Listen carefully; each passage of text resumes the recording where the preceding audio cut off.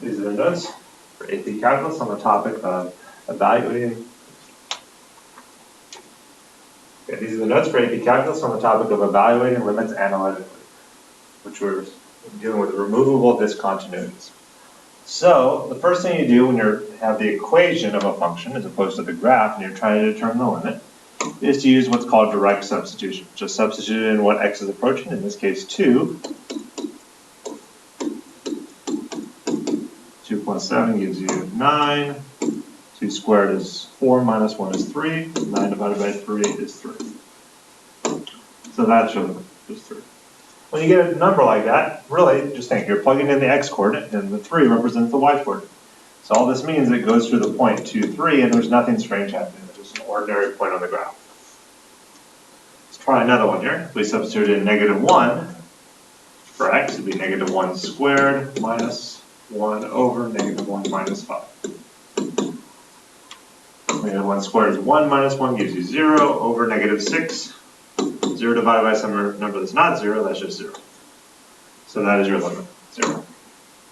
Again, there's nothing weird happening on the graph at this point. It's just an ordinary point, in this case -1, 0.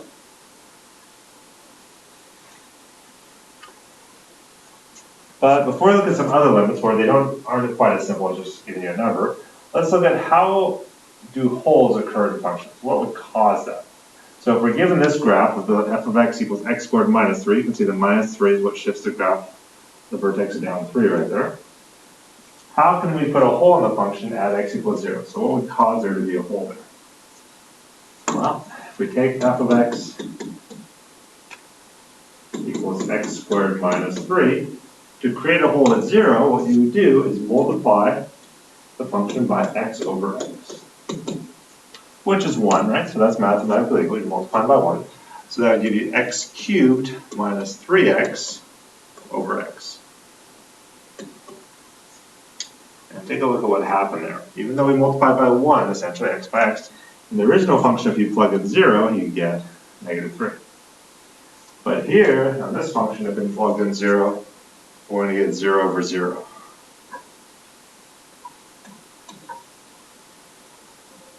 So that's called indeterminate, and that's what creates a hole. Similarly, if you want to take this function and put a hole at x equals 2 instead, right over here, then all we have to do is take the original function. Because notice the rest of the graph is entirely the same, except for that hole. Take the function x squared minus 3, and this time multiply it by something that when you plug in 2 would make it 0 over 0. So this time if you multiply it by x minus 2, over x minus 2.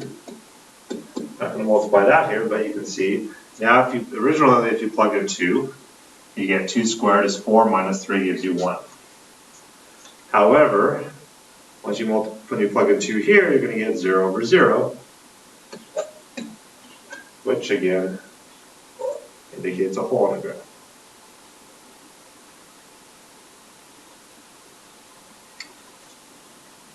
So what we're going to be doing though is actually with the limits in reverse. Sometimes if we try to find a limit, there's going to be a hole in the function. And our job is to remove that hole to get back to what the function would be without it, to find our limit. So if direct substitution uses 0 divided by 0, that's called indeterminate. A little bit different than undefined. Actually quite a bit different, because undefined means there is no answer. Here this is saying what times 0 gives you 0. Well, everything, right? 1, 0, -5, 1/3. You can't tell what it is. You can't determine what it is. 1, 0, 0. Then what that indicates is there's a hole in the function, and the general limit can be found. Because if there's a hole in the function, it just looks something like this, right? And that means it's approaching the same thing from the left as it is from the right. So one of the major techniques we'll use, and this is factoring. So again, let's start by direct substitution, just like those first two. We get 3 squared minus 9 over 3 minus 3. That'd be 9 minus 9 is 0 over 3 minus 3 is 0. That's indeterminate. So that indicates there's a hole at x equals 3. X value we substituted. And that means we want to remove, remember these are called the removable discontinuities, or cancel.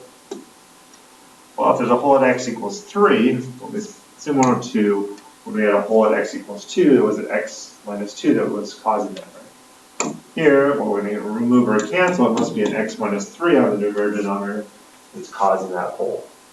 It's causing, when you plug in 3 into the function, you get 0 over 0. So let's factor the numerator using difference of perfect squares would be x minus 3 and x plus 3. And the denominator is x minus 3. And notice what we can do now, we can remove x minus 3, because reduce that to be 1. And now this x plus 3 that's left, that's exactly the same graph as the original function, but it doesn't have a hole. So now we can just plug in 3 into what's left for x, and we get 6.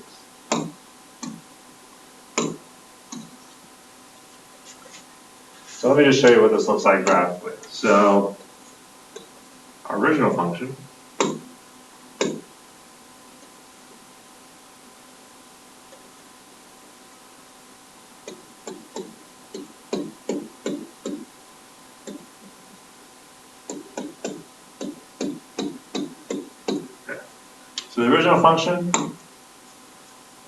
well, you can see that this one is x plus 3, so y-intercept of 3, slope of 1, look like that. And the original function is identical to it, except it has a hole at 3, 6.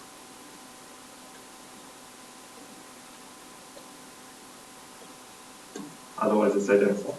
So this was our original function. We tried to plug in 3, and we got 0 over 0 because of that hole. But once we remove the hole, then we were able to just plug in 3 and we got 6, which notice is in the exact same place that hole is, because everything else in the graph is the same. So that 6 tells us what the function was approaching at that hole. All right, let's take a look at another one here. Let's go ahead and substitute in negative 2. We get negative 2 squared plus 3 times negative 2 plus 2 over negative 2 squared minus 1. So negative 2 squared is 4. 3 times negative 2, negative 6, and then plus 2 over negative 2 squared is 4 minus 1. So you get 4 plus 2 is 6 minus 6 is 0 over 4 minus 4 is 0. That indicates we've got a hole at x equals negative 2. And what's going to be causing that? Well, remember at 3 it was x minus 3. So here what we want to cancel or remove is x, not minus 2, that would be, if it was x equals 2, that would be x plus 2. That would be the factor that when you plug in negative 2 is giving you that 0 over 0. So the numerator factors into, well, one of them better be x plus 2, and it is. And the other one is x plus 1. And the denominator using difference of perfect squares would be x minus 2, x plus 2. And then you can see we can remove the hole. And as soon as we do that, now we can substitute in negative 2. So the negative 2 plus 1 over negative 2 minus 2. That gives you negative 1 over negative 4, reduces to be 1/4. So that would be our limit. And notice we're finding the general limit here, which means the left and right limits are also the same. We're doing the same thing for both sides. All right, let's take a look at some more examples here. So then substitute in 0. 3 times 0 squared minus 0 over 0 cubed plus 2 times 0. Well, 0 wipes out everything you can see, so you do 0 over 0. Indicates we have a hole at x equals 0. And what's causing that, remember, is just x. X over x. So in the numerator, we can factor out of x, and we're left with 3x minus 1. On the denominator, we can factor out an x, and we're left with x squared plus 2. Let's see, then the x's can be removed. And as soon as we remove the hole, now we can plug in 0. We won't get 0 over 0 anymore. So if we substitute in 0 now for x, we just get negative 1/2.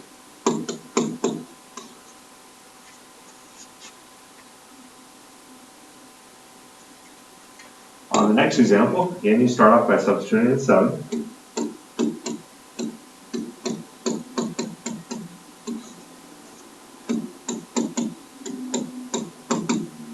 And when you do that, you get 7 squared is 49, Minus 35 is 14, minus 14 is 0.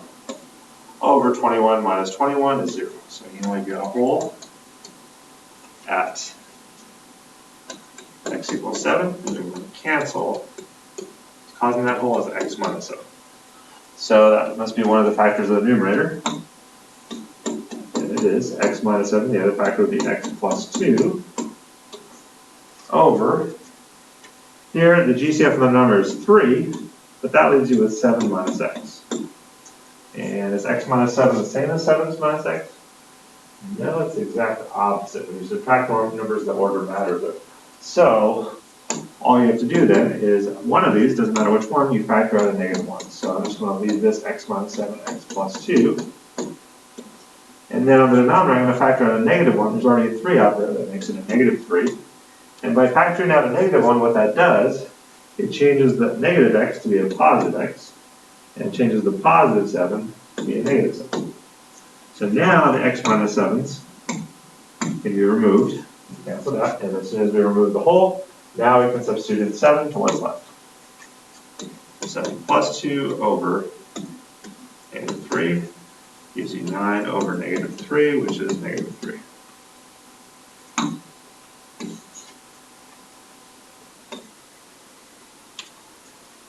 So factoring is one major method we'll use to remove holes, but it's not the only one.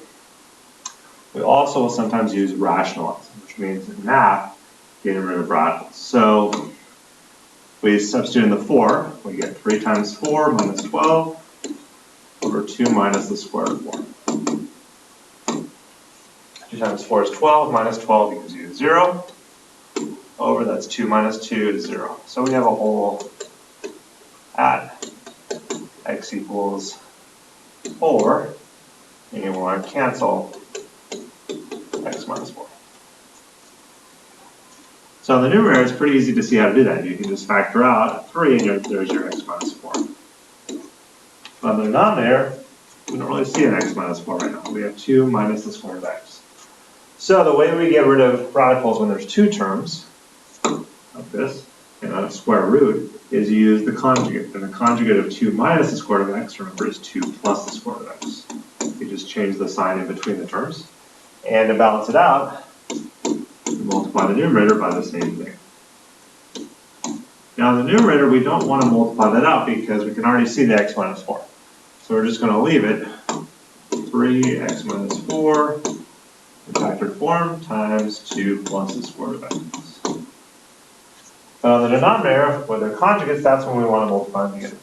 And notice, there's a little shortcut we can use on conjugates. Kind of like back here, except we're going in reverse. Here we factored x squared minus 9 into x minus 3x plus 3. Those are conjugates. Same thing, except one's positive and one's negative. Notice 3x and the negative 3x here cancel out. And that's true of all conjugates. The only terms that remain on conjugates are the first terms, x times x is x squared, and the last term, negative 3 times 3 is negative 9. So that's going to be true of our conjugates here as well. Save you a little time knowing that. So 2 times 2 is 4. Negative square root of x times positive square root of x is negative x. And then all you have to do is get the x minus 4 and 4 minus x to be the same. So out of one of them, doesn't matter which one, you go to the denominator, factor out a negative 1. So if you factor a negative 1 out of the denominator, that makes the x negative. Sorry, the x that was negative becomes positive, and the 4 that was positive becomes negative. Now we can remove the x minus 4, remove the whole, and as soon as we do, we can substitute in 4. And we'll no longer get 0 over 0. So we'll have 3, 2 plus the square root of 4, divided by negative 1. Well, that's 3. That's 2 plus 2 is 4. Divided by negative 1, that's 12 divided by negative 1, so we get negative 12.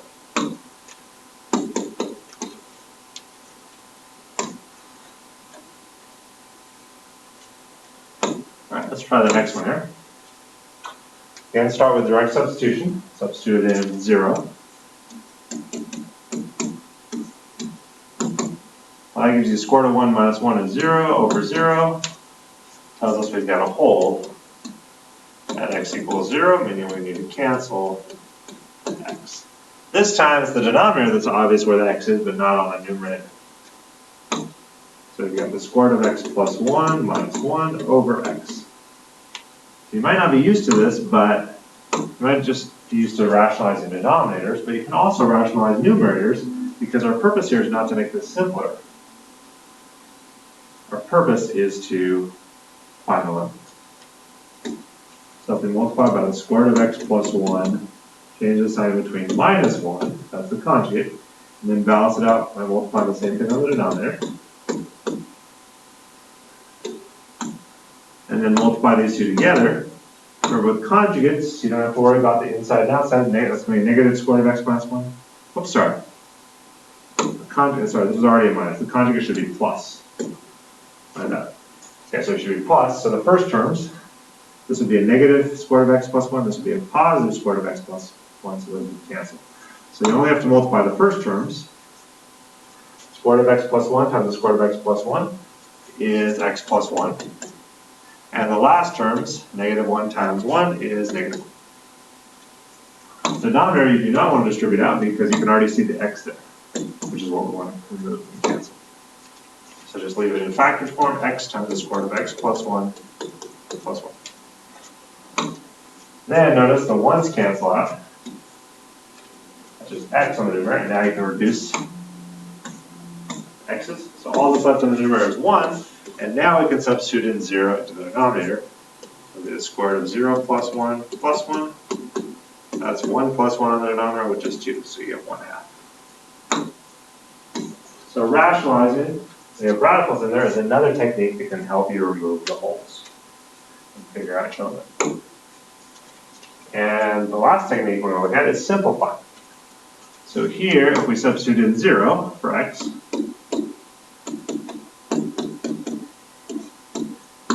we get 1/3 minus 1/3 is 0 over 0. Again, indicating we've got a hole at x equals 0, and we're going to cancel x. So the way we can do that is, well, we'll first write down what we got here.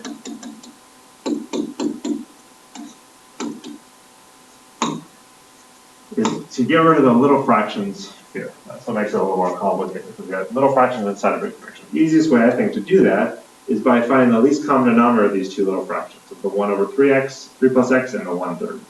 And that would be 3 times 3 plus x. And whatever your least common denominator is, multiplied by that to eliminate the fractions. But we can't do that without balancing it out and multiplying the same thing on our denominator. So let's see what happens when we do that. Notice there's two terms, so we have to distribute times both of these. So 3 plus x times 1 over 3 plus x. You can see the 3 plus x's would cancel there, leaving with just 3. And then minus, we distribute the 3 times 3 plus x times 1/3. The 3's eliminate, and all that's left is 3 plus x. Be careful. You see what would be wrong with that? Well, the 3's eliminate, but that negative applies to the whole thing. So that 3 plus x needs to stay in parentheses. And then on the denominator, you can already see the x, don't need to multiply it out. I'm just going to run the order it's usually written. It'll be 3x and 3 plus x. Now let's keep simplifying the numerator. If we distribute out the negative, that's going to be negative 3, which cancels out with the 3, and then negative x is all that's going to be left on the numerator. So now we can eliminate the whole x's, and then substitute in 0 into what's left. So we have negative 1 left on the numerator, 3 times 3 plus 0 on the denominator. So that gives you negative 1/3. Sorry, negative 1/9.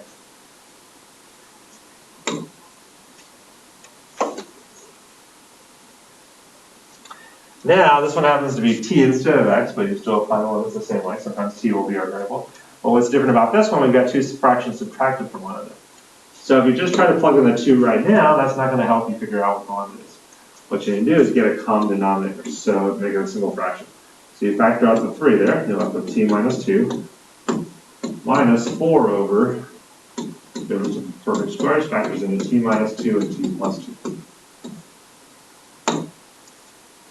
You can see here the t's reduce out, the 3's reduce out. So we just have 1 over t minus 2. Then in order to combine these to be a single fraction, we need a common denominator. So here we use the LCD a little differently than we did here. Here, the LCD would be t minus 2, t plus 2. So this one is missing the t plus 2. So if we multiply this by t plus 2 over t plus 2, this one already has the LCD as the denominator, so we don't need to multiply that one by anything. So the 3 is eliminated, so all that's left there is the t plus 2 over t plus 2, t minus 2, and then minus 4 over t minus 2, t plus 2. So now they have a common denominator, so now we can combine those to actually subtract them so they're a single fraction.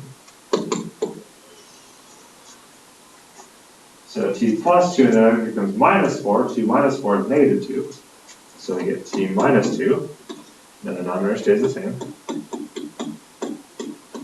And now that we have the single fraction, you could plug in 2 here. You can see that would give you 0 over 0, or you can just notice, oh look, the t minus 2 is going to reduce out. You can remove the whole right away, and then substitute in 2.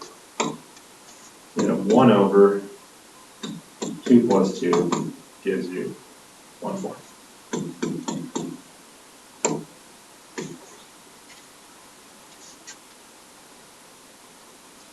Finally, let's take a look at limits when you have an absolute value. So here, to evaluate these, you just take whatever's inside the absolute value, and you first start by setting it equal to 0. Because what we need to do is figure out which side, or sorry, where the absolute value has an effect and where it does not have an effect. So to solve this, we get x equals 4. So then we draw 4 on our number line. At 4, that makes this 0, right? And then let's test something less than 4, like 3. 3 minus 4 is negative. So that's negative everywhere to the left of 4. We plug in something greater than 4, like 5. 5 minus 4 is positive. And what this shows us is where the absolute value has an effect and where it does not have an effect. So notice, what kind of numbers does absolute value affect? Well, you have the absolute value of negative 2, that becomes positive 2, okay? Because it changes negative numbers to be positive. So in this interval here, where it's negative, that's where the absolute value has an effect. And the simplest way mathematically to change a negative number to a positive number is to multiply it by negative 1. So here, that x minus 4 is going to get, well, from the left-hand limit, looking right here, the approach is 4 from the left, is going to get multiplied by negative 1 because it's going to be a negative number over x minus 4. And you can see that x minus 4 is going to reduce out, leaving you with just negative 1. However, from the right, take a look at our number line, those numbers are already positive. And an absolute value does absolutely nothing to a positive number, it just stays positive. So from the right,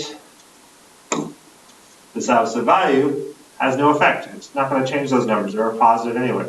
So you can just leave it x minus 4, there's just parentheses over x minus 4, and those reduce out, and all you're left with is 1. But since the left and right hand limits are different, then the general limit does not exist.